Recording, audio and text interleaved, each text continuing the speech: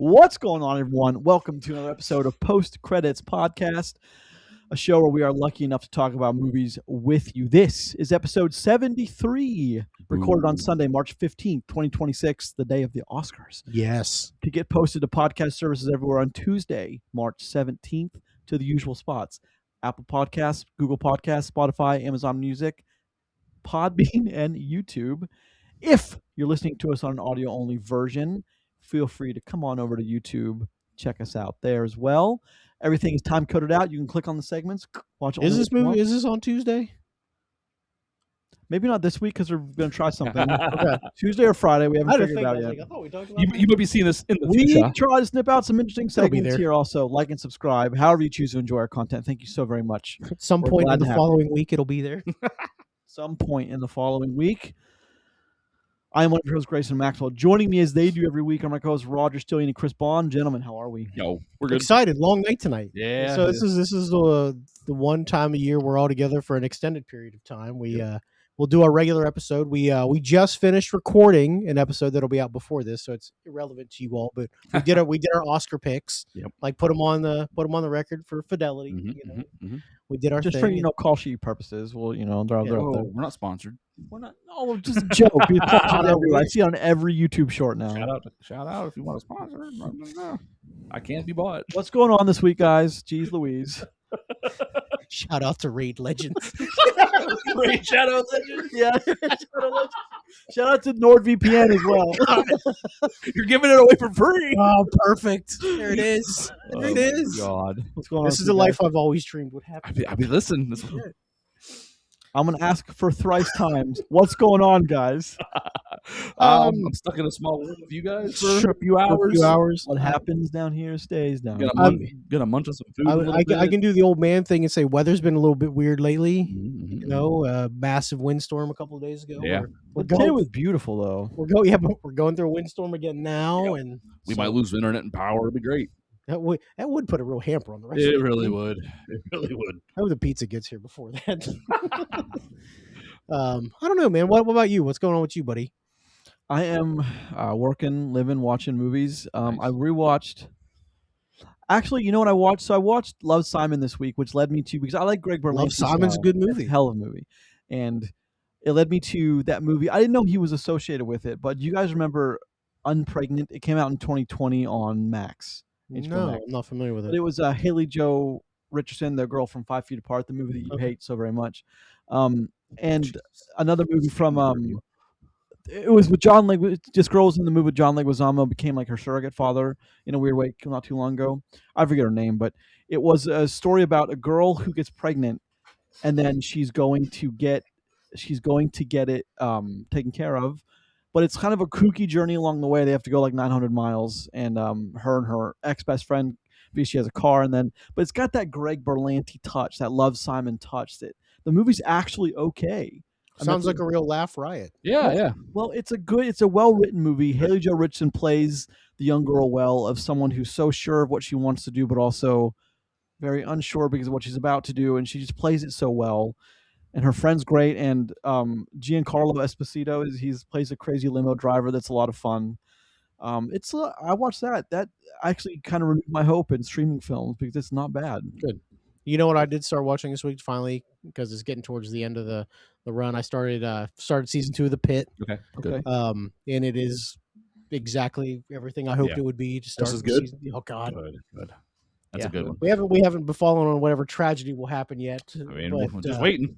yeah. You watching more of Cyberpunk? I did not get to. I've been incredibly busy the last couple of weeks. My job is on full court press for some stuff, which is honestly annoying. Yeah. But it is how I've been there. it is my livelihood and Yep. things I have to commit to. But yeah, I've met a lot more people in person than I ever have for my job, which has been great. So I would ask Grayson, but I know he hasn't given me the benefit of watching the thing that I recommended to him, so it's fine. Chris, have you watched Sunshine? Well, no, I haven't had time, Grayson. Well, that's why I haven't watched. It's fine. I mean, I watched more of what you've recommended than vice versa. I've watched so many things that we've recommended on the podcast. I'm just saying. Which we have a bracket battle coming up for probably pretty soon, so you guys should tune in to that as well. So it'd be great. What, like 12 weeks from now? Maybe we'll have something special cooking. We'll see. Oh, okay. I like it when we do the bad movie drafts. Yeah, Those those are are a lot of fun. Yeah, we more do some fun. drafts too. So I did win that one. So I have won one. You did thing. win. You did win the. You won the anti-draft. Yeah, you did. Which Yeah, you had the worst collection of Marvel movies. yeah. Yep. You know what? I apologize. I will give you full credit for that because I your have won list something. sucked. Yeah. You bad. know how to pick up on bad movies. Yeah, it was that's- just yeah. that was a lot of fun. We should go back and you guys should go back and check that out if you haven't. That was we picked the worst of the Marvel. Wait, it was the MCU films, right? Yeah. The worst. Turns out like there's like 10 that like jockey for those positions, but Yeah. yeah. 15 But even. like what one? The second Ghost Rider movie. What else? Yeah.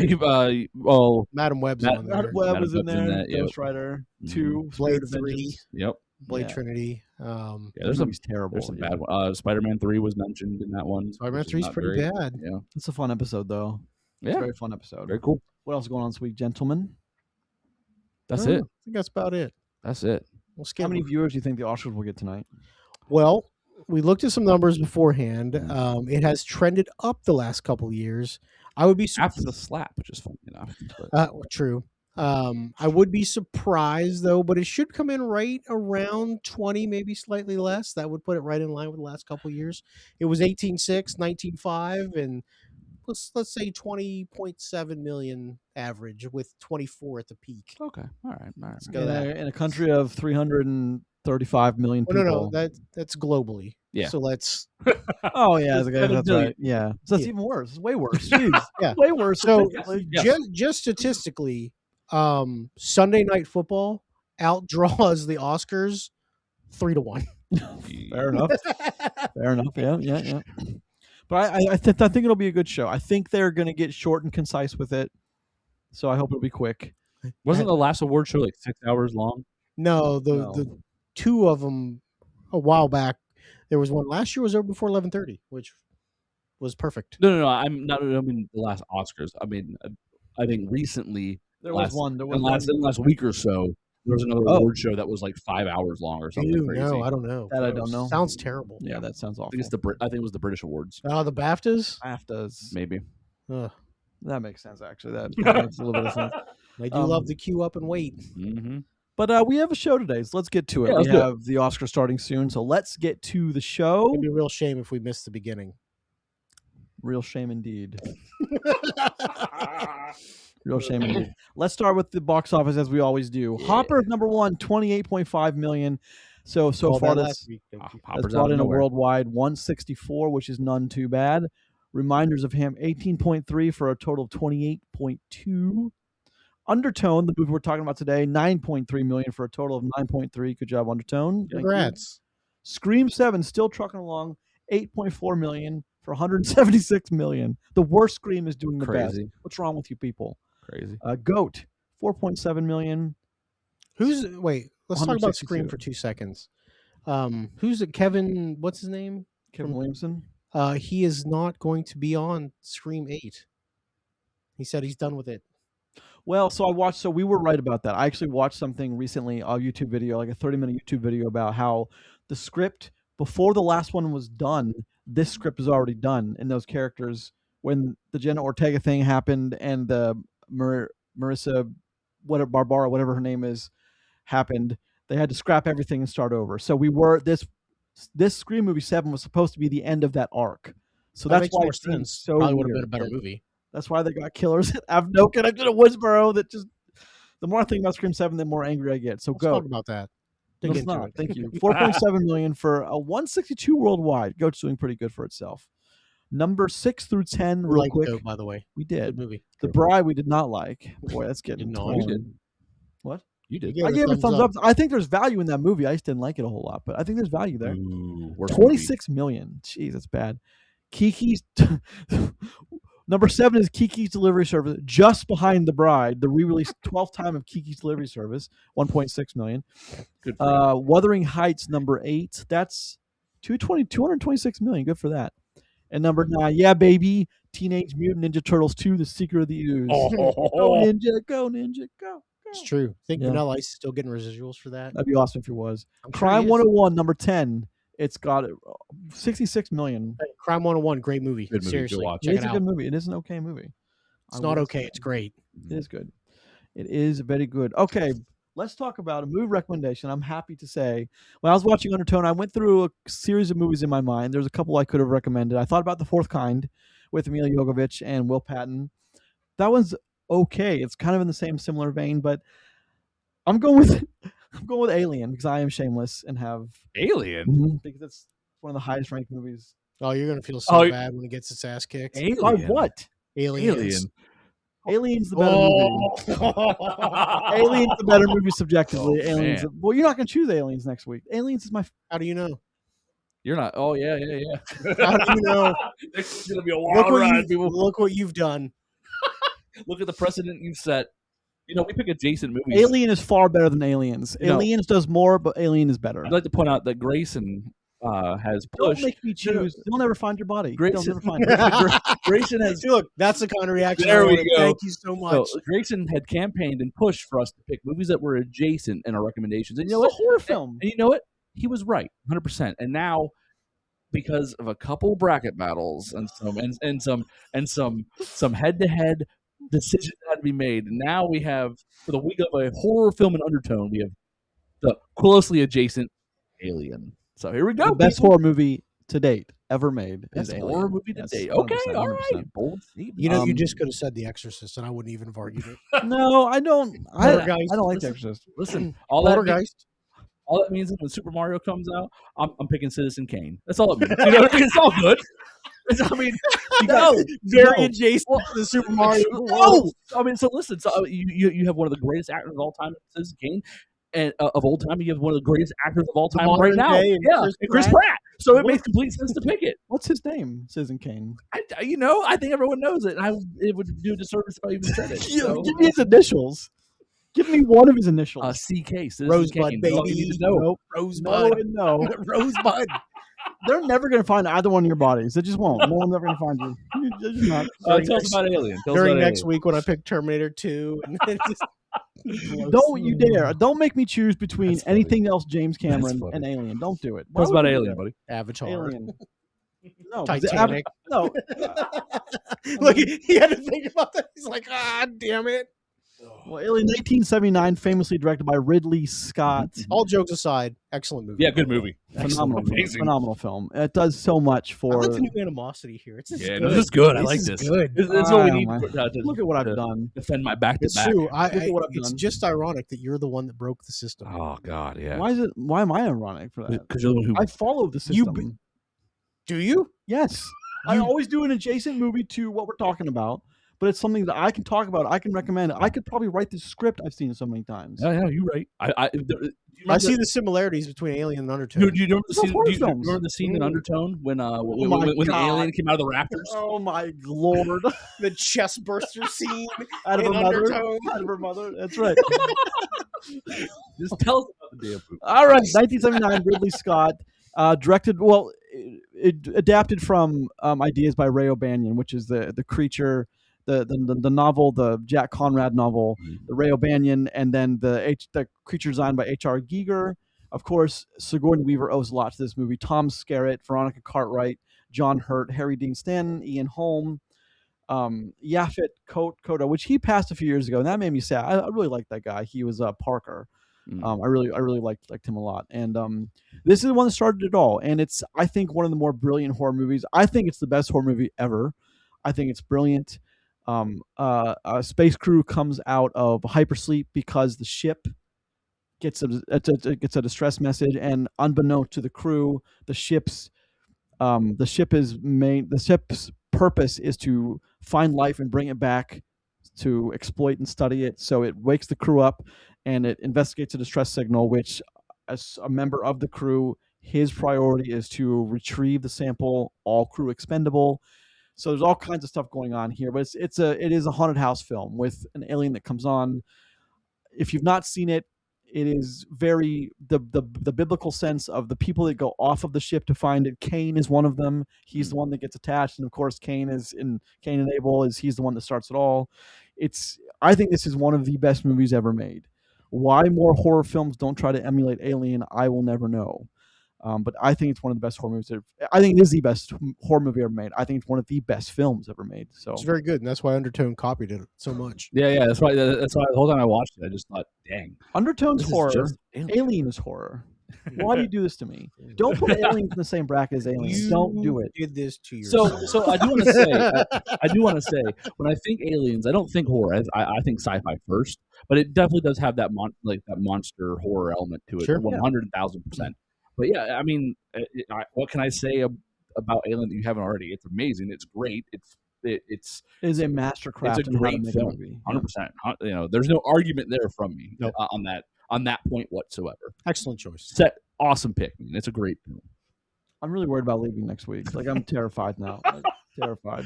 I'd rather fight a pit of spiders and leave this to you two idiots. What about snakes? No spiders, no snakes. What about snakes with spiders' legs or heads? Why do we like a big centipede? Ooh. Centipedes are creepy, man. Not a fan. Human centipede? Yeah, we've seen those. Is that your next movie recommendation? Add that right to the bracket, baby. Let's go. Hey, it's always got to be a ghost ship. Always got to be a ghost ship, You'd be indeed. surprised about how highly rated Human Centipede actually is. All right, Alien 1979. Check it out if you haven't seen it. It is available on nothing. You can rent it on Prime. So. Wait, it's not on Hulu? It's not on Hulu or Disney Plus. It doesn't say you're on IMDb anyway. Whoa, okay. So it has been for the last. Yeah, I would have thought for sure. Like, no joke. I honestly thought it would have been there. Look around for it. You'll find it and honestly, it's so good that it's worth the $2.99 it's going to cost you to rent it or whatever. So. I love it how you sign on to Disney Plus and like the family friendly, and then like you see like watch the Alien franchise here. And it's horror creature out of your nightmares. Yeah. Well, what was it last year? It was like Oscar winner Nora. Yeah. Oh God. That's weird, it's like, look, Nora's a fine movie, not child appropriate in any capacity. No. Yeah. So check out Alien if you haven't. It is a hell of a movie. It is a hell of a movie. Agreed. Moving right along though, let's go to what's next. We're talking about Undertone, which I think is an interesting movie. A lot of stuff going on, but I want to ask you fellas, and you listener, what formula works best for horror? We have several examples. I would say the Undertone approach is different. I just watched this week Blair Witch Project again because we just talked about it recently, and I watched a sequel which, like Game of Thrones season 8, we just don't talk about. Nope, not good. But like, what formula to you guys works best? The big Hollywood, big budget Insidious, or the small budget like Undertone? I'll go first if that's all right. Yeah. So for me, and just you guys know, and if anybody's listened to the show for long enough, I'm not a horror movie guy. I don't shy away from it. Undertone creeped me out. Not a fan. I understand. We'll talk about that more in a minute. But when it comes to horror movies, there are distinct levels of horror movies to me, and because the horror is such a broad thing now. Because it used to be like there's psychological horror, there is like murder mystery horror, there's stuff like Saw, which is just gore, which is kind of its own separate category. I've never found Saw scary. Yeah, same. Now listen, it's gross. Yep. And unpleasant to view sometimes, but never scary. Yeah. But then we also get movies that try to like mix it in with like demons and ghosts and stuff, and a lot of those movies end up being pretty bad, and they just rely on like cheap jump scares and stuff like that, which is like a jump scare can be very, very effective once or twice. Yeah. If you do it 11 times in a movie, I hate you. I hate you. Well, it's a cop out. Yeah. Well, I hope your movie fails. It's an editing cop out, but people do get scared by them though. Yeah. Oh, I mean, they elicit a visceral reaction that you can't really, help a lot of times, which is why they do that. But I think to me the most effective type of horror movies are suspense horror movies, ones that just constantly build, and that's something that we'll dig into a little bit more here later. But that's something I give Undertone credit for. It is a slow burn and absolutely ramps up towards the end, so you're just like ugh. Yeah. But I mean, to me, those are my personal favorite ones because you generally get better movies out of those instead of just like, ooh, look at this is gross. Yeah. So, I mean, it's kind of adjacent to what Roger's saying. I want to say that what you find is like the best version of horror, it's so subjective, to the person that's talking about it. And Roger mentioned like the angels and demons thing. I mean, if I had to pick a category, that's what I'm going with. But I think the reason why is because I think for something to be effectively scary, to make you scared, or for like to make after you watch the film and you're at home 4 hours later and it's dark and quiet in your house and you hear a sound and it makes you feel a little extra nervous because you watched a horror film. I think it's because like it's got to be the films that are plausible, right? I think that's what does it, and I think that's why instead of the slasher murderous rampage thing, well, like some of that's possible, but I like those kinds of movies that like seem like they're plausible and where it's like it messes with your imagination and really makes you think, oh, okay, I didn't like that, or I don't like that feeling I have now when I go walk into my dark basement late at night to move my laundry around and I don't like that. It's so dark in that shadowy spot and I can feel something watching me. I don't need all that. I like it. Yeah, and yeah, I think when it's plausible, man, it's something special when a good horror film can play on those feelings that's like are just below the surface of your psyche and kind of make some like tickle your brain in the ways that really make you feel creeped out. I like your brain, huh? Tickle your brain. That's The balls, couple. More like this. No. The under parts of your brain. Oh, The undercarriage. Yeah, the more wrinkled part of the bottom. The of the undertone brain. of the brain. Yeah, so to speak. Well, you, Grayson. I like the slow burn.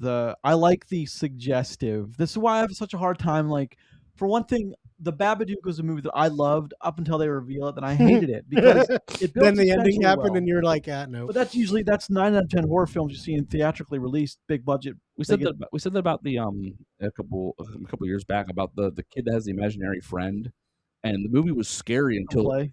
Huh? Is that Come Play? Maybe and No, that was imaginary, right? No, imaginary was. We didn't watch the one with the bear. Yeah, imaginary. We didn't was watch different. that. I watched it. No, I think Come Play is correct, and we're like the movie sufficiently Not a creepy porno until all of a Thank you sudden for classifying or clarifying. they go to the shadow room and you see the monster. Oh, this is It's a cop out, but like it goes back to because like look at Jaws, like they rarely ever show that shark, but when you watch that movie, at least in the context of the time when it came out, people were terrified of that film. Sure. And it's the idea of Jaws that I've always liked. I didn't really realize, well, like I studied it in college in depth, is the opening of that film is when the kids are around the campfire. When you're around the fire, the light, you're safe. It's when you go away from the light, when things go bump in the night, and when they cross over the fence into that territory of the unknown, and the girl goes in the water, that's when the monsters get her. She's away from the fire, away from the light. She's in the dark. That's when the monster gets her. Jaws. It's a wonderfully set up opening, but it's something like I can't think of one right now, but I had one earlier. But it's thinking of those films that do so well in building the tension without showing you anything, which Undertone I thought did quite well for most of the film. It did very well for itself. Another one I like is It Follows. Have you guys ever seen that? I have. Great movie. It's the simple idea of the thing it doesn't stop until it finds you is terrifying to me. And some of those shots that they choose, especially in the doorway where they made the other side of the doorway in the house artificially dark, and that big guy comes, like, terrifying, man. Yep. But I mean, that movie doesn't make any sense when you break it down. But that's one of the ones that if you just take it at face value, the movie's terrifying, and it cost nothing to make, and it was hugely successful. I don't like these where they show the monster. It's like Alien. Well, no, Alien's not. That's not that movie. You have to show the monster, but because the movie's about waking up from a nightmare into a nightmare. Same with Alien 3, they all follow that formula. But I think a movie's more successful when you don't ever see what was plaguing them, or you see that's why I think some of as successful as the franchise is, what's the other Insidious? The very Conjuring. It's like sometimes some of those movies they kind of lose their luster towards the end when you see the thing. Yes, agreed. It kind of just ruins it. Yeah, but at the same time, sometimes you want to reveal your monster that you created, of course. And it's hard to not get it because then your watch base is going to be so mad that I didn't even see the thing. Well, a lot of times too, there's a lot of hubris with that, where somebody's like, "Well, I created this big giant monster. It doesn't just have to sound scary. I need people to know that it is scary." Yeah. And Alien's a good example of that because like the xenomorph, man. Oh yeah, it's a terrifying prospect. Terrifying. Well, as Ian Holmes says, it's a monster without morality. It kills indiscriminately. You cannot reason with it. You can't. You don't cur. one movie I think did a good job until the end was Signs. Also, Okay, yeah, when like Mel's in the cornfield and he sees it. yeah. And I always like that scene in Signs when they're watching the video of the alien that just steps out and those kids at the party, and then Joaquin Phoenix like, "Run, children, vámonos!" It just Hollywood has a way of getting in its own way. I think horror is one of the finer examples of just that.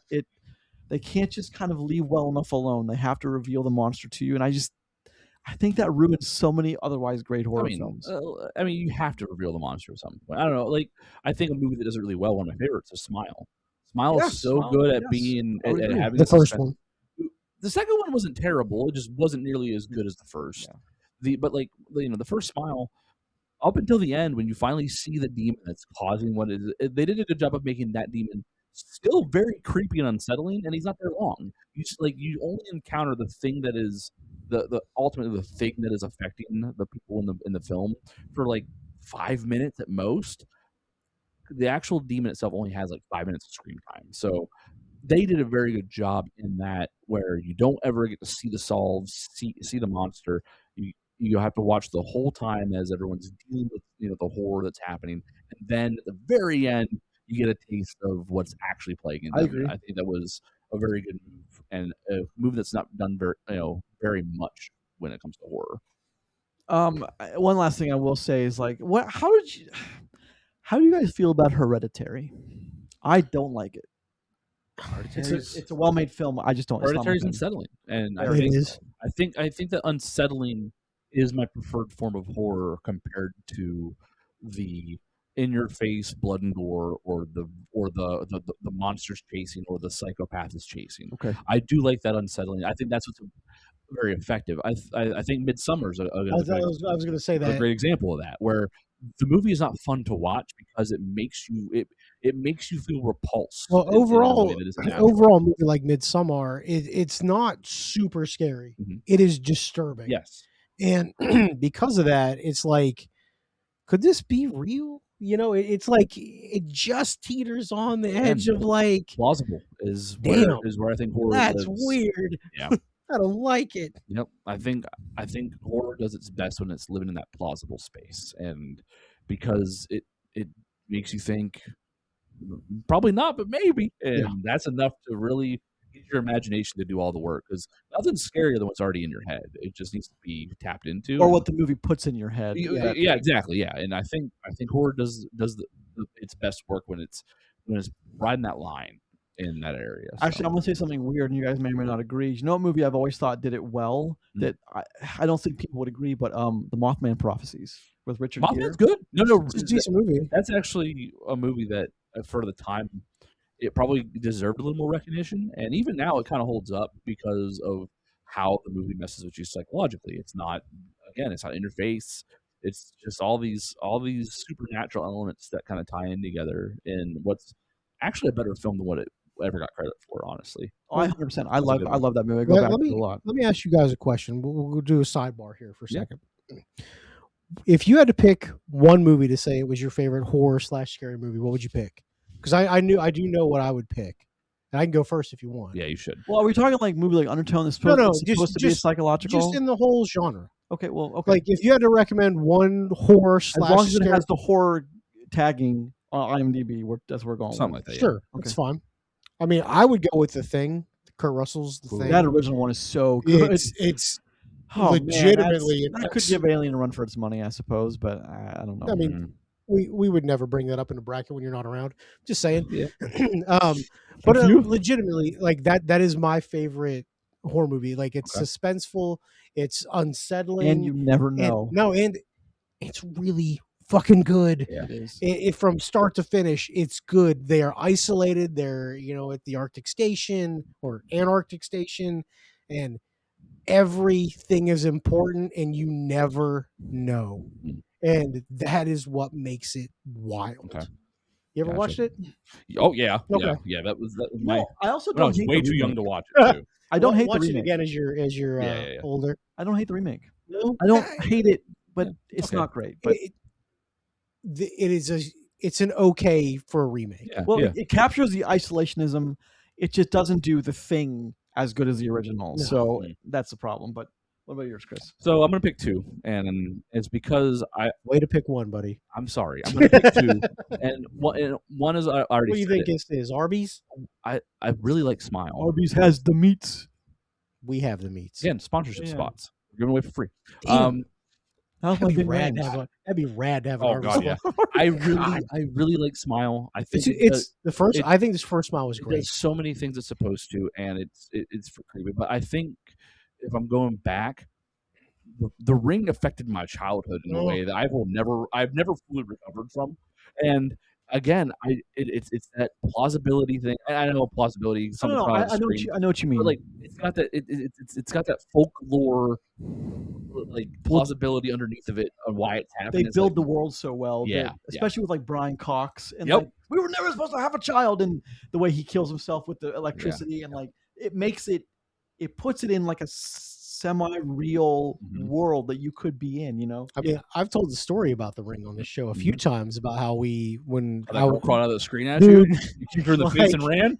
I know. I was in college when the Ring came out. I did not have the benefit of seeing it in the theater at the time, but me and my buddies, we had a bunch of people at our house, we're college age girls. So just be honest, it was a bunch of girls. We're just all drinking. We're watching the Ring, and like when she steps out of that TV, it was like fucking chaos in that house, Oh, dude. yeah. It was like, oh my god, fucking whoa. So my aunt, funny story about the Ring. My aunt Was it on VHS or was it on DVD? back then probably VHS, right? No, Well, no, Oh, it was college. DVD Okay. time. Yeah. 2002. So funny story. The reason why I saw the Ring when I was a kid in theaters because my Bible thumping aunt took us to the movies once. Me and all my cousins, and I think I was. And that was the Hold movie. on. on. Okay. We were supposed to see something else, and it wasn't showing, or for some reason, like what we went to see wasn't in, or the theater we went to. So we just picked another movie, and she just picked one. It was so What a random luck of the draw you guys got that day. So we're in this movie, and like it did not go well. I'm the oldest there, and I was, How old were you at this time? I mean, I wasn't young, but like my Well, I know him. my youngest cousin is like 4 You know years what? younger You than know me. what was out at the same time? What? It has G and S. Ghost Ship. I thought so. That was at the same time. That's funny. Was it Ghost Ship? Was it Jackass? Was it The Transporter? Was it Rules of Attraction? Was it? It had to be Transporter, I think. Wow, what a set of movies you could have gone Yeah, to see. yeah.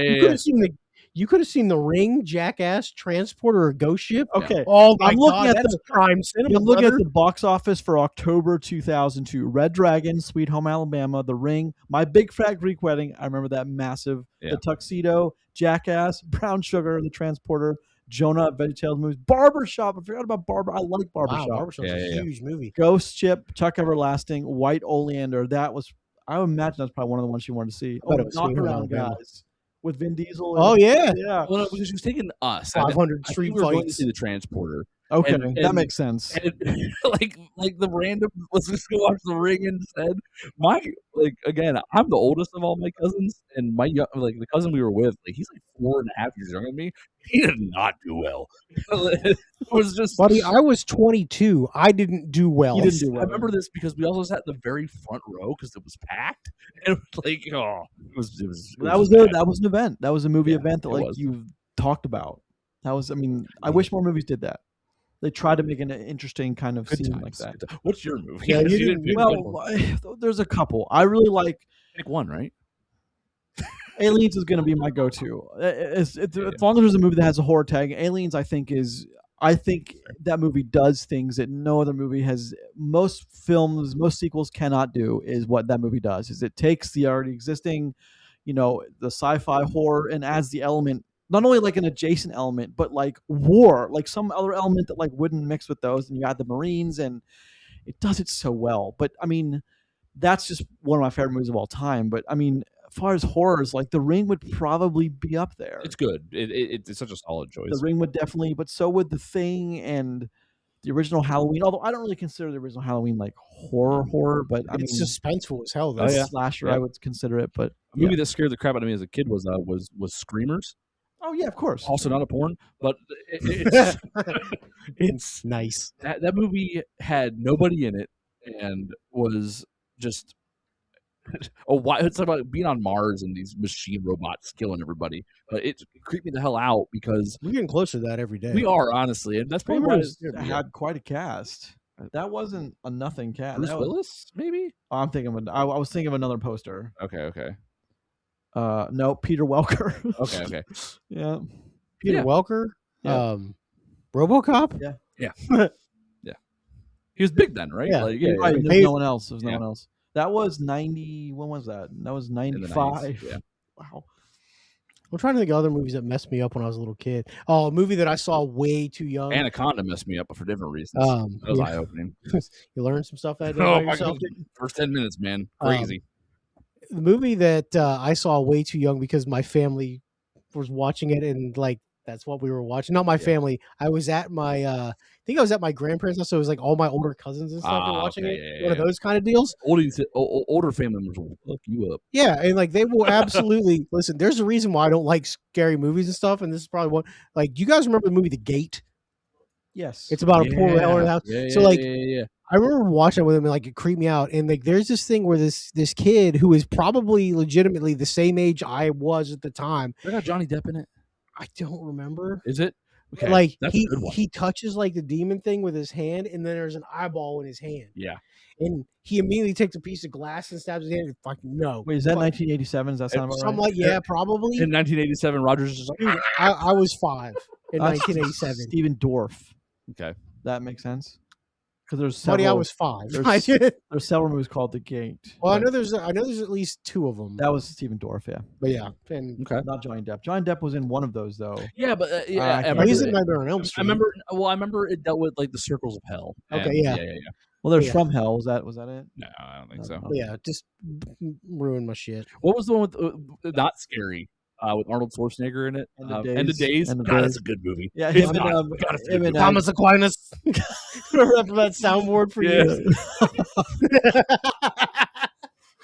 Oh yeah, him and Gabriel Byrne were in End of Days, and that was supposed to be massive big movie. That was a flop and a half, though, right? Yeah, it wasn't like $120 million back then. My angel demon love himself dug the shit out of that movie, man.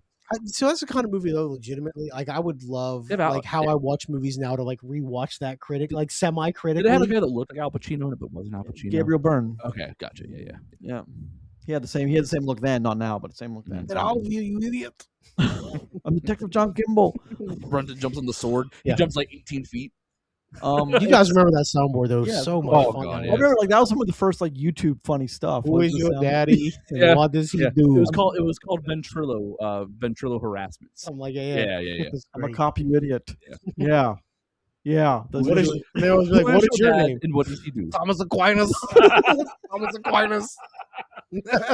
Those early YouTube days were wild. John anyway, we're on track. Yeah, but so let's just keep going with it though. Crazy. I think fire up that soundboard right now. Rounding it back to the original question of what form, I think this small budget formula that is suggestive works better, but like things like The Ring are an obvious caveat to that. Yeah. I think that small budget horror works, in my opinion, on average better, is because they have less to work with, so they have to play with your mind. You have to try so much harder. They have to play your mind more. And funny enough, when your mind is a part of the process, it really does it does better for horror, I think. When you have to think about that realm of plausibility and like image tricks messing with your mind. That's what horror is, man. Of course, when you're at home and there's a dark corner, like, did someone just move? And you gotta think about it. Well, if you think for a second, and mind you, I didn't make a list to pull this up, right? But think of the small budget horror movies that have become massively successful, like Blair Witch. Is one of them. The first couple of Paranormals. This movie, I mean. We can lead into Undertone in a minute, but Undertone cost $500,000. Yeah, and that's a cool stat. It's already made almost 10, so it's we have talked about other movies in some form of another that have cost less than $1 million and have been very successful. The Vast of Night, a personal favorite of ours. Yeah, that cost $700K. Such a good movie. And that movie's it's not a horror movie, but it is like alien. It's suspenseful, alien adjacent about a town that. They think they're having an alien invasion, and it costs $750,000. It's black and white, wildly successful, and it's great. and I don't know if it still is, but for a long time it was available on Amazon for free. Yeah. I deeply recommend that movie. That's a great movie. But with small budget horror, I mean, Blumhouse was notorious for this for years and years. This is what they did. They would make a movie for a couple of $1 million or less and just pump them out. Yep. And to their credit, they're still doing well, that. they are. Their budgets have increased. Yeah. Some of their things have. That doesn't necessarily. The thing with Blumhouse, and this is not a knock on them. This is just how they are. It's kind of hit or miss for Blumhouse at this point. Sometimes they come through with something big. Sometimes it's a rehash of something we've already seen before, and it's 50-50. Yeah, fair. But all they need is one movie to fund the whole next year. And like Five Nights at Freddy's 2, which is not a very good movie. It made plenty enough money for them to just keep funding the studio because of it. Of course there will. Yeah, but it has a fan base. Think of the original Night of the Living Dead, $100,000 they made that movie for, and it was like just they're coming for you, Barbara. But that I understand, like by today's standards, not at all scary, but at the time it was terrifying. It was but also back then versus now, it's also like $100,000 is actually like a $10 million budget. Yep. Oh, The Invisible Man was a low budget movie too. The one that Blumhouse redid. Yeah. Oh yeah, we talked about that. Oh, and Psycho was $800,000 and it made $50 million, so that's a hell of a return. Jesus. But so were Happy Death Days. Those were so Happy cheap. Death Days were super but cheap. see, so I could argue Happy Death Days isn't horror though. Technically horror. Well, they are slasher. Yeah. Listen, I can make a serious argument for Happy Death Day 2 is science fiction 100%. Oh yeah. It's like it's Back to the Future as hell. Well, I'm just looking at a list here. So Annabelle 2014, $6.5 million, made $260. Wow. Good What a for them. turnaround. Paranormal Activity, this is my favorite, $15,000, $193 million. God. Hey. Yep. But look at Blair Witch, $60,000. 6D? 60,000, 60,000. You want to know the box office? 300 million. 248. Oh, That's God. amazing. God, what though. a chunk of money. God. Oh my crazy. Lord. Yeah, but so many successful ones. Well, I mean, the idea of a movie like Undertone, circle back for just a second, is a good idea. Yeah. Like using the audio to be what drives, the engineering in that, what drives the scariness of the film. And maybe scariness isn't the right term there, but the creepiness. Yeah. Is that better? Yeah. Like it's unsettling. Yep. Hearing things, obviously we podcast every week and, we don't wear headphones anymore, not usually because we're always in the same room. But sometimes like if we're not all in the same room, we have headphones on. Yep. And sometimes you just hear stuff that it come through like when one of us is away and like we don't know what that is. But like we can assume sometimes like, Chris's dog ran into the wall. Or I don't know, did Chris fall down? Yeah. I don't know. Oh, I mean, brothers, I promise you, if I hear some coming through anything, I'm out. No, I quit. I quit the show. It's been real. It's been fun.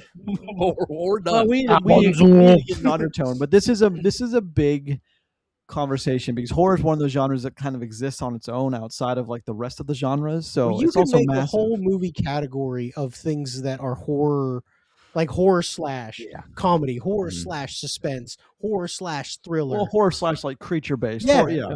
Like I would argue that horror and comedy are the two that you can do that the most with. Yeah, probably. Well, yeah, you're probably right about that. But so All right. with some of that in mind, Good let's thought. move into, of course, the movie of the week, which is Undertone. Keep the conversation we had in mind because like that comes into play here when talking about this movie. Canadian movie. All right, real quick. You guys see the numbers? I know it cost $500. No, the tomato. Oh no. Don't say that. So tomato meter 75. Okay.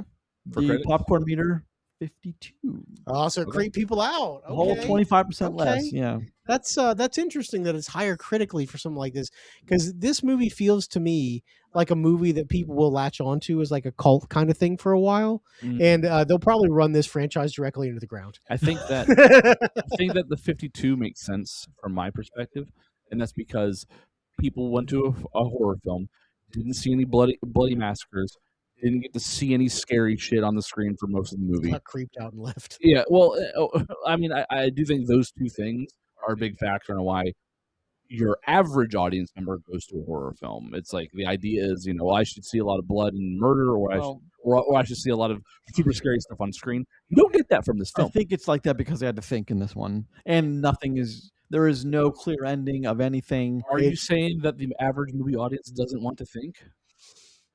The popcorn. I'll make a bold bucket, statement here and yeah. say yes. Yes.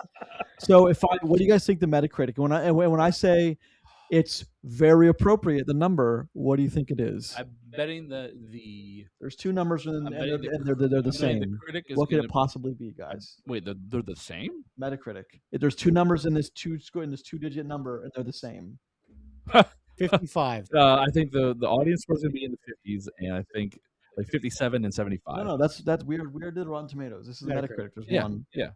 Metacritic's one. I just looked at the general Metacritic. 66, guy. Damn. Oh, I said 55. Well, 666. Never mind. That's a bit of a stretch, but Is it? Beast. Execute Oda 66. Anyway, so let's get into Undertone. Chris, Yeah. lead us in, buddy. Yeah. So Undertone. Did we like it? Did we hate it? In 3, 2, 1. I'm up on it. This is a good one. I didn't expect to be. I'm up on it. I fucking hate this movie. Roger hates all. That's not true. So that is not true. Yeah.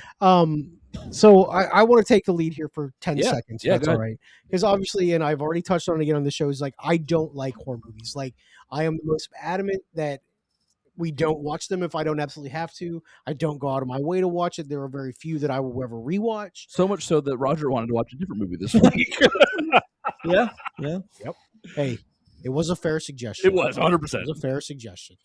But I did watch Undertone, and I was deeply unsettled by Undertone. And I understand why it's good, and I fucking hate it because like these are the kind of movies that I absolutely despise because they are unsettling. It is unsettling, and it is very ambiguous, and you don't really know what's happening. But because of that, I applaud them for what they did here because they took a medium that we're deeply familiar with in the podcasting realm, and somehow made that into an adequate scary movie. Yeah, and I think that's very impressive. Yep. Well, not spending money at all. They spent nickels on this movie. Yeah, while keeping you engaged. That's the thing. Is like my eyes were looking for things on the edge of the screen the whole time, man. They do a great job of catching a reflection. They did this thing a couple times where like they zoom in and you think they're zooming in on her, but it just keeps going. It's the side. It's like and then your brain's looking for something, and sometimes, most of the time in this movie, and there's a couple times when it would start. We'll get into it in a second, but there are a couple times it would start on her. The shot is her on doing the podcast with the light on, and then in the stairwell, the camera would slowly start to pan to the dark, and I'm like, what am I missing? Yeah. What am I supposed to be seeing? And they would cut away. Like, I think they're just playing with you in that point. Or you'll come back to a shot and the camera is sideways. Yeah. And you're like, the camera side flip that they did a couple times, I was like, all right. No, you're like, no, I don't like this. No. So I think between the three of us, we may have some different interpretations too, which I'm excited to hear. Sure. I'm excited to hear. So let's get into it. Yeah, just some particulars. Two people, a couple of voices. Really. Yeah, it's true. Yeah, we have a sleeping lady, one of the haps, and a corpse. All right, Nina Kiri as Evie, Adam DeMarco as a voice of Justin, of course. Yep. And then Michelle Dackett as Mama. That's really it. Written by Ian Tuason and directed by Ian Tuason as well. Okay. Good for him. So during the recording of a paranormal podcast, something starts to happen to this woman in her house. You guys think we should do live call-ins? I mean, sure. Come on, man. You know the answer to that. And I'm like, hell yeah, brother. Hell yeah, brother. See, shout out. This is why the conference, like the movie I thought we were going to get through the trailer, we didn't get. I'm happy with what we got. I expected a far more creepy movie than we got. And I'm for your sake, I'm glad because I don't think you survived it, but buddy, I was creepy enough. Yeah. I didn't think it was. I thought there was like a 7-minute window that like the movie went hard, and after that, it was like before that and after that, I was like, can we please get to something here? I understand why they do what they do, but do you walk that fine line of do we need this? Do we need 10 minutes of dialogue and with nothing else happening? Like you walk that very fine line between it, but. Let's get into it then. First thoughts. Oh, so well, I was good. Let me just first thoughts is like I think this movie's pretty good, and I understand why. I think people should go see it, support this kind of cinema. Like this is how you get things moving forward, and you bring other people to the forefront. I will say, I think it's very impressive how they use the sound. Like I mentioned that once before. But what really creeps me out in this movie, the thing that I find the absolute creepiest, isn't the fact that there may be a demon in this movie, may or may not. It's kind of ambiguous. Like, is old timey nursery rhymes played back super slowly and in reverse is creepy as shit. Yep. Whether there's something there or not, they do this lot. Like, so the premise of this story is these two people, Evie and Justin, they record this podcast and they end up with these audio files that somebody blindly sends them, and they start trying to unravel this mystery. And a lot of it revolves around like these old school nursery rhymes. And like, listen, a lot of nursery rhymes have very creepy beginnings or are based off some sort of bloody conquest or some horrific thing, right? Like Rockabye Babies about a dead kid and all kinds of crazy shit. But like, there's a lot of like old timey singing nursery rhymes and then slowing it down and then played in reverse. And it's so unsettling because I'm sure it'll come up like there's nothing there, but you're listening for it because you think there's something there. And God damn it, that freaked me out. Yeah. All right, who's next? Go ahead. Speak your piece, boys. My first thoughts on this was that was effective because effective is a very good word because I wasn't like, so this movie, like if you go there expecting your traditional horror film, you're going to be disappointed. I know that's why it's got a 52 from the audience score on Rotten Tomatoes. It's just not a scary in your face horror film. This movie is effectively creepy. It does make you think though. It's a short. It's a tight 90 around that. Around that. It's like 95. Mark. Yeah. Go sit down, and if you just experience this movie, it's going to effectively creep you out, which is what it's going for. At the very end, this thing goes a little hard, like Roger was saying too. And when it does it, it doesn't do this thing where it overshoots. It isn't like Come Play. It isn't like it isn't like that where all of a sudden the movie is, oh, okay, that's what we're dealing with. Got it. The movie is just so good at making your skin crawl, making you not want to look at the screen for a second or like get ready for something that might be there. And in that regard, it's so good at it, and I really appreciated that. I wasn't scared out of my gourd. I wasn't covering my eyes and stuff like that, and like it wasn't like I wasn't disgusted by what's on screen. The movie just, like Roger said, something creepy about a nursery rhyme you played backwards to you in a dark doorway. A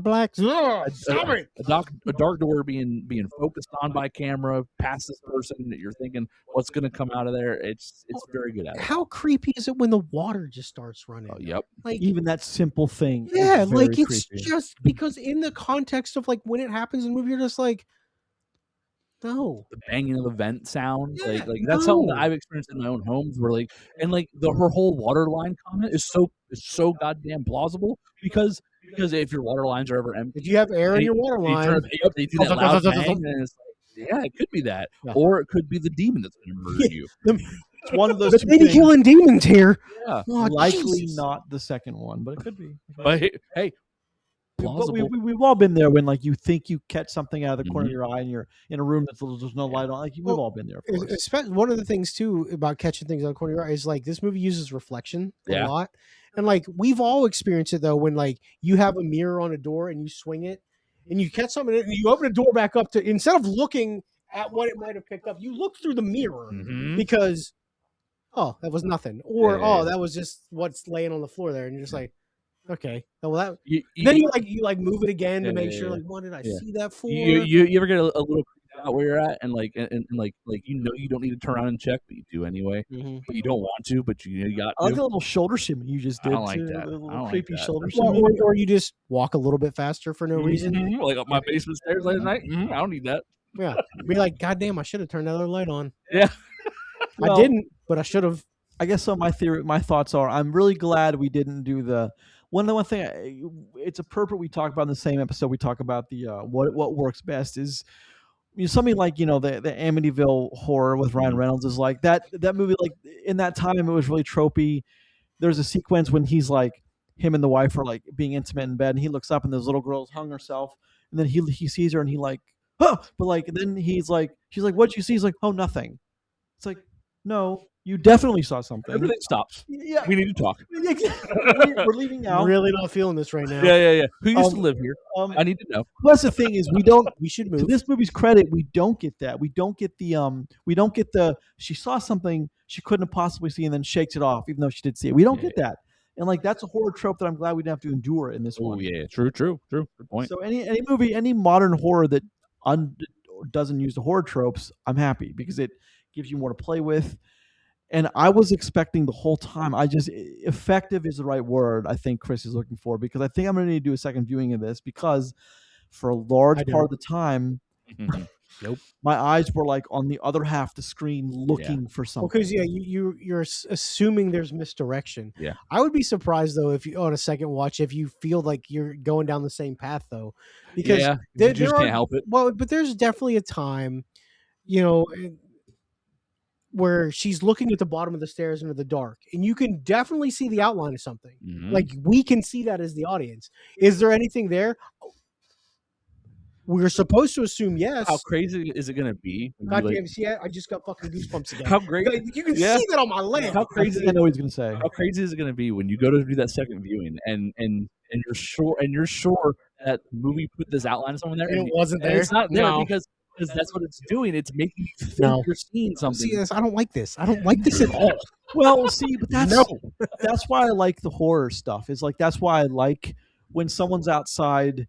For instance, I mean, we had to have seen it a dozen times in the last 10 years. Is when someone's outside with a dog and they're doing something on their phone, and then the tail goes under the legs and they growls and looks at something in the trees, like What whimpers? What is it? And then like we get instantly scared. That's the thing you don't know. It's that whatever's in the darkness is what's terrifying.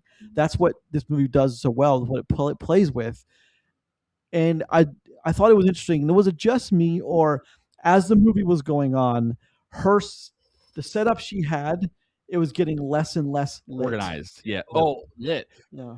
No, you might be right. Like they're darkening the house as time's going on. Towards in the end of that film, there's almost no light there, and she's coloring but in the beginning, it's like the whole room is lit with So I thought that was a thing. I thought you were going to say organized because her table becomes more and more erratic as the movie goes on too. She starts out with her little cup of tea and her little MacBook. Yep, a couple of little books there. And that's it. But then as the movie goes on, she's got more paperwork. She's got this splayed out coloring pages that she's working on, which is also creepy. And that's unsettling.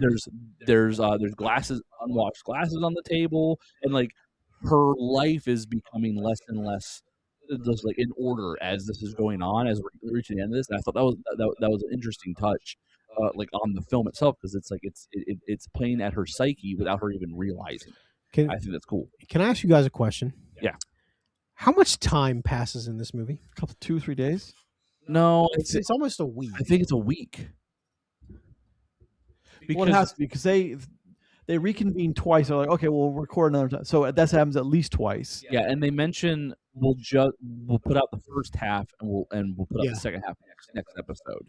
So I believe this is over the course of just a little over, just about a week. And I think this whole thing goes to shit in that time. Okay. So that makes sense. So let's talk about things that I didn't like besides the scary movie aspect.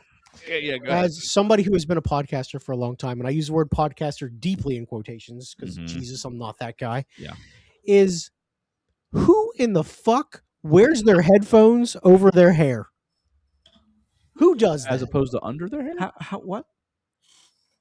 I have long hair. Yeah. Okay. Obviously, we know this, folks. I don't think I've ever done this on this show. Right? Oh man, my hair is long. Looking like the dude. Looking like the dude. There is no chance I would sit here. Oh, you mean she doesn't put her thing back like this? She doesn't hike it. This is psychotic behavior. Okay, okay. This is psychotic. So you mean like move her hair out of her way? Pull your hair back. I got you. There's people that wear their headphones and have their hoods up and put their headphones over them. Also psychos. I agree. Psychotic. I'm not sure I agree with that, but sure. Psychotic behavior. We also haven't talked about one thing. This is A24. It is. Mm-hmm. Yep. Well, so I don't think that I think they bought the distribution rights to it. Oh, so they didn't make it. Okay. I don't believe that they did. No, yeah. Because even by A24's budget, this is extraordinarily very small. low. Yeah. You guys like how long my hair is? It's crazy. Yeah. Flowing and lush. That was good.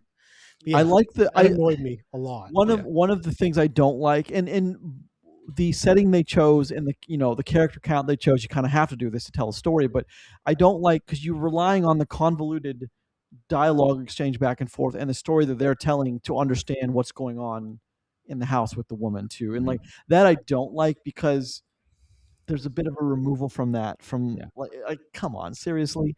But it's one of those things. It's how I would have preferred a different avenue, and I'm not going to be that guy who rewrites the film. I just think, I was expecting a text, toward the end of the film, like Justin apologizing for not being able to do recording podcast, and then she's like, talking hey, to Justin sorry, I've the been whole time. sick. I didn't. We have. She's like, who have I been talking to? Yeah, I was expecting something like that. Why do they podcast at 3 a.m? It's witching hour, I guess. But I think she has to be up to watch her mom. To like make sure her mom doesn't. Yeah, she has to be up. She has to be up late anyway, in their different time zones. Yeah, I know he's in a different time zone, but he's just like, I got to get ready for work. So maybe working night shift, third shift. She must be in the west, and he's in the east. I mean, that's possible. He could be with the getting little up information we're getting. That's what getting up at 6 a.m. or something like that. Yeah, or vice versa. He works third shift kind of deal. Okay. Yeah. Okay. Yeah, it works. I mean, don't live about it too hard kind of deal. Yeah, it's just. I mean, those are just weird things that I picked up on because I'm like, you couldn't have done this at like noon on a Tuesday because I was waiting. I was waiting That's for. creepy then. True. It's also when you're doing your movie marathon of the depressing movies Tuesday with your family. Never mind. I was waiting for. What are you doing on Tuesday, bud? We make a list of movies you want to get some lunch or something, help level you out. All right. I was waiting because at least in something like The Evil Dead, how that movie, what really starts the events in that movie happening is the reading of the Nom Necrocon. Yeah, Necronomicon. Necronomicon. Every time Nom Necrocon, the Necronomicon. That starts the creepiness, like being read. I was waiting for something because I know they were doing a podcasting thing. I was like, what's going to kick this off? Like, what starts the demons? Oh, should we start reading like weird incantations on this show? I will see what happens. I believe in that shit. I don't.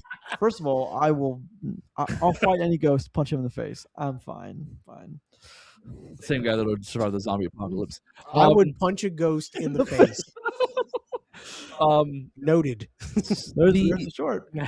The thing that I don't like about this is I actually wish there was a little bit more of a supernatural element at some point. Not like big, but I would have liked to have like that one creepy thing of mom gets up and comes down the hallway and goes back, and she's not supposed to be able to. I mean, I think another we one. think she does. Well, Yeah, sure. It's like there's at least 2 dream sequences in this movie. That was the creepiest when you're seeing in the. Oh my god! I was like. Oh.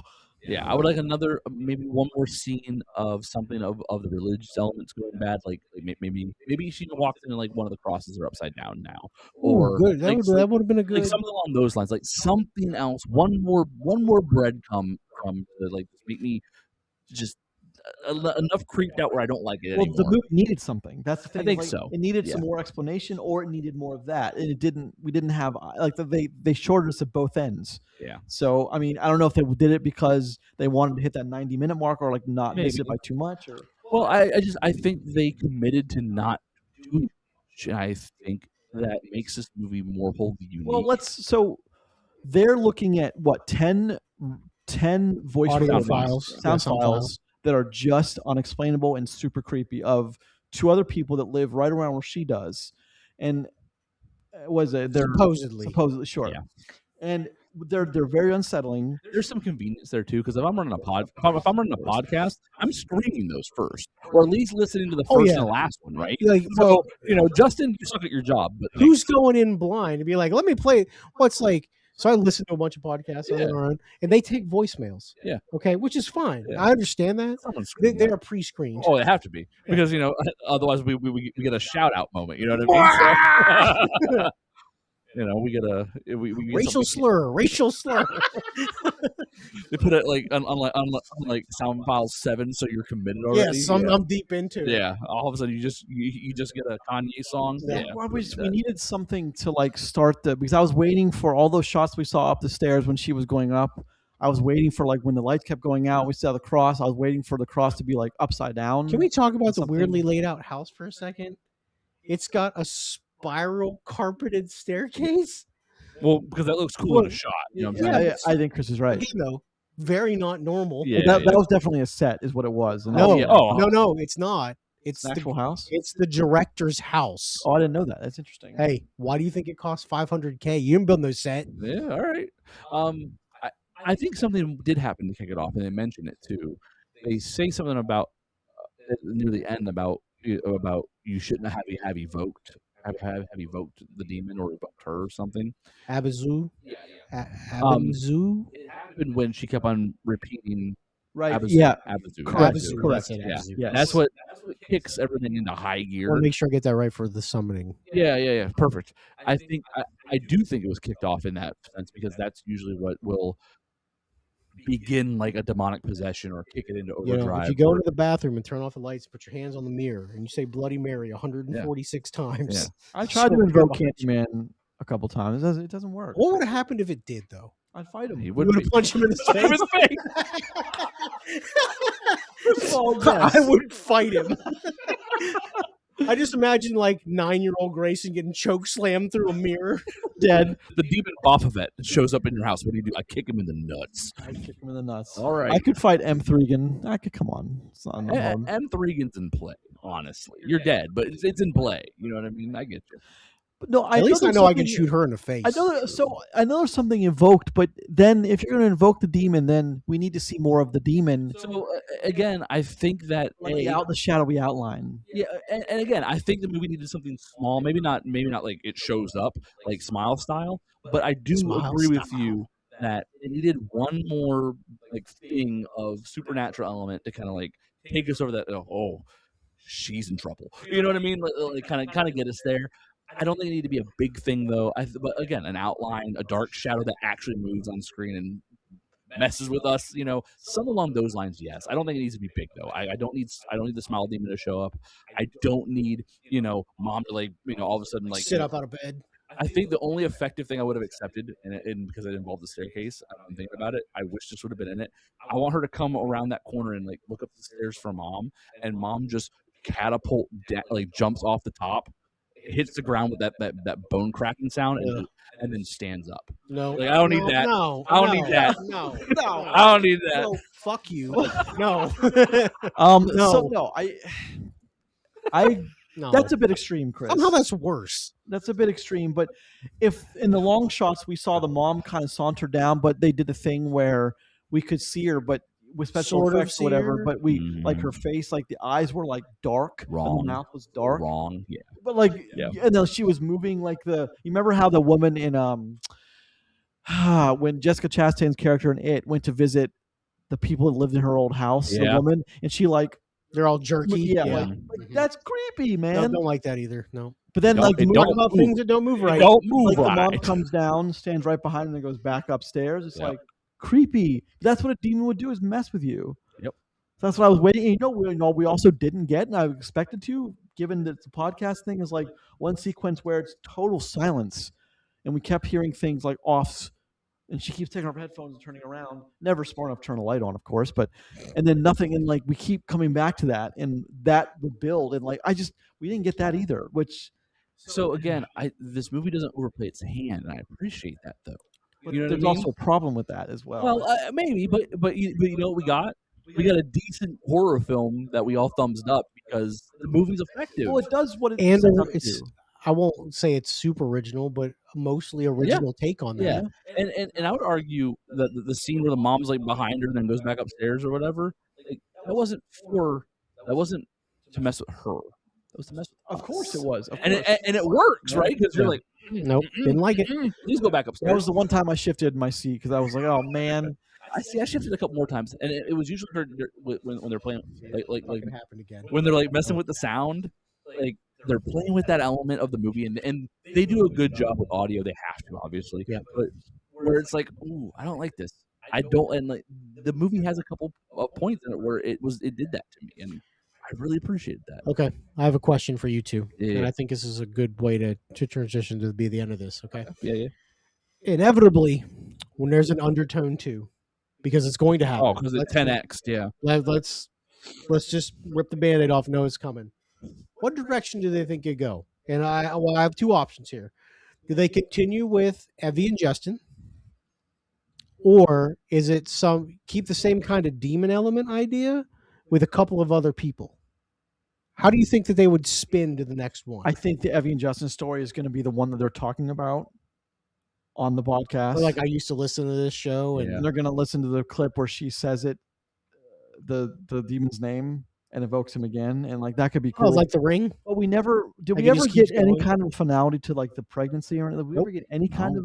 No, but so here's the thing. That's why the demon's there. Like we're Sure. learning things. Abazu is the demon, the child killing demon, and that's, she's got the idea that she had talked to her doctor. She's not sure what she's going to do, so like, it's in play that the pregnancy gets terminated, and from where she is in her life, I understand. Like there's a decision there that has to be made, and I think that's also something weighing on her mind. Yeah. And when you find out that this demon, because we watched her do the research, find out, and like I think that just sets the seed. Yeah. But it also the demon's also getting a twofer, because the mom is going to kill the daughter, and the daughter is pregnant, so it's getting it's almost like it's an extra delicious kill for this demon, which makes it even like it adds a layer of intrigue to it to me. Or it also leads to the fact that none of this ever happened, and that it's completely a dream thing, messed because of the mental state she's in with her mom dying. That would make you feel better. Well, no, but it's something. If you look at this movie from 5,000 feet, okay, this lady Evie is under a tremendous amount of stress. Her mom is at end of life care. She's the primary caregiver. That is emotionally stressful on anybody. She finds out that she is recently pregnant, so that can be very hard on your body. And it's, she's having morning sickness. Like, all of this can just be a fever dream. Yeah. And that's a cop out, though. Is it? I mean, no more than the ending that we got, because we got a resolution to nothing. Yeah. So. And here's the thing, though. That's fine. Because this movie is very ambiguous at the end. Yeah. We don't know what happens, which is 100% why we get another one. Yeah. Well, so to my thought on the whole, like what happens in Undertone 2, I think that we get people looking into why this happened. And I think in the process of, we learn that our lead girl died, that some terrible things happened in this house. And Justin is alive still, and he's one of the people whoever's looking. We actually get to meet Justin. Yeah, I think so. Or at least a phone call's made to him. If they want to keep like the whole audio part of it like under wraps. But I think we end up back in the house. Ooh, I want to spin off of that slightly. She doesn't get killed, but she gets hurt real bad. Mom does it. Yeah. Mom hurts her. She loses the baby. Yeah. And it starts, obviously, like she's going to be broken psyche-wise because her demon-possessed mom attacked her. And they're going to try to find out exactly what happened. Maybe. Yeah. Okay.